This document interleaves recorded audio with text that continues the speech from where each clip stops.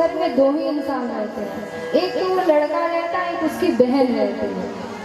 अब बहन क्या करती है, उसकी छुप छुप के देखने वाली आदत रहती है।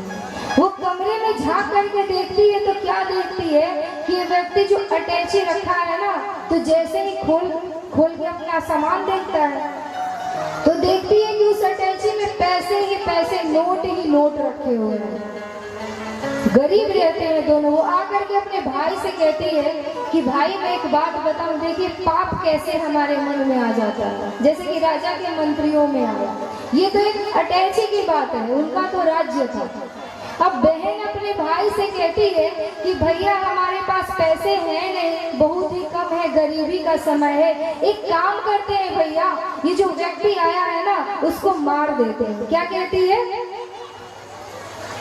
क्या कहती है, ये जो व्यक्ति आया है ना उसे मार देते हैं, कोई जानता है नहीं, फिर मार देंगे तो सारे पैसे हम लोग रख लेंगे, और जब पैसे रख लेंगे तो हम अमीर हो जाएंगे। ये हकीकत की घटना है। वो उसका भाई भी रहता है, उसके मन में लालच आ जाती है, कहता है हाँ बहन बात तो तुम सही कह रही हो।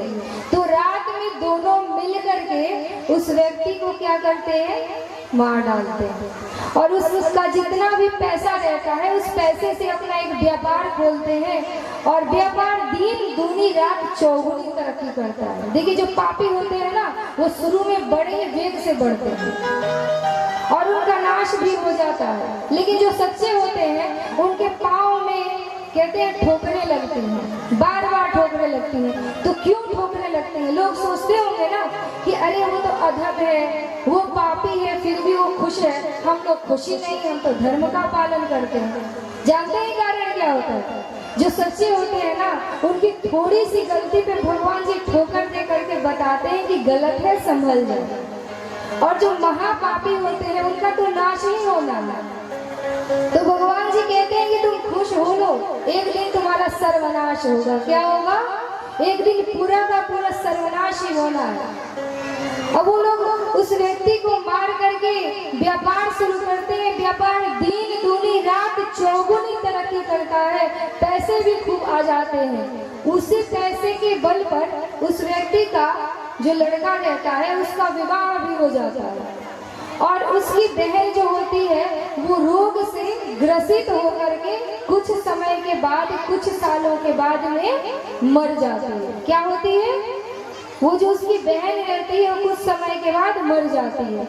अब बचता है उसका एक भाई, और वो भाई शादी कर चुका रहता है। समय के अनुसार उसके यहाँ एक सुंदर से बच्चे का जन्म होता है।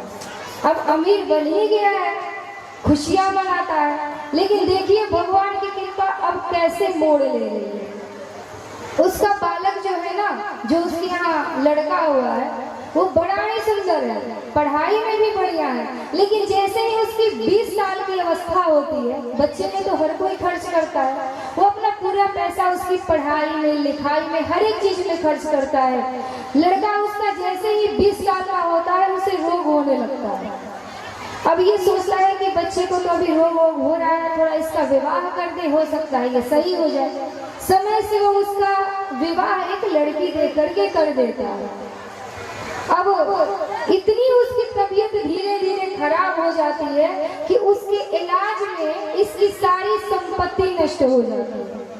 एक अंगूठी तक नहीं बचती उसके हाथ में कि अब बचे, सब पैसे खर्च हो जाते हैं। जब सारे पैसे खर्च हो जाते हैं तो जो व्यक्ति था वो आकर के अपने बेटे के पास में बैठता है और कहता है कि बेटा मेरी सारी संपत्ति खत्म हो गई, मेरे पास एक रुपया नहीं बचा।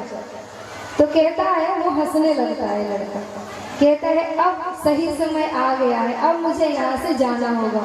वो हंसता है, कहता है कि क्यों, कौन सा सही समय आया है, कहाँ जाने की बात कर रहे हो तुम?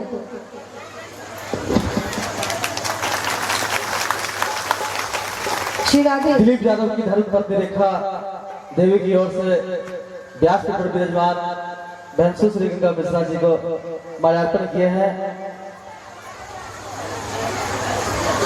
तो कहता है कि कहाँ जाने की बात कर रहे हो तुम? अरे तुम हमारे पुत्र हो, तुम्हारा विवाह हमने किया है, तुम्हारी पत्नी है, तुम्हारा परिवार है, और तुम कहाँ जाने की बात कर रहे हो? रंजित यादव की भारत पत्नी की ओर से बैंसू श्री गंगा मिश्रा जी को पैसे की माल्यार्पण किए हैं।